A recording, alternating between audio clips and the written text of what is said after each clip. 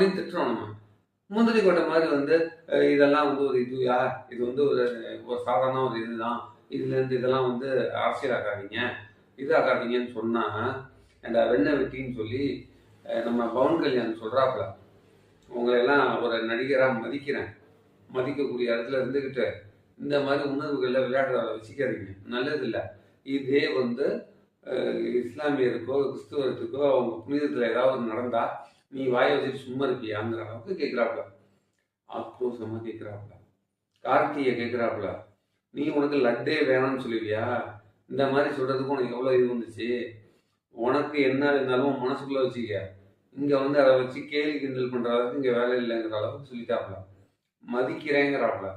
உடனே பயந்துக்கிட்டு நானும் வந்து அந்த கலாச்சாரத்தை மதிக்கிறவன் தான் அப்படின்னு போலியா சொல்றாப்புல. ஆனால் இங்கே என்ன சொல்லுவாப்புல, நான் விவசாயியும் பாப்புல, இதுவும்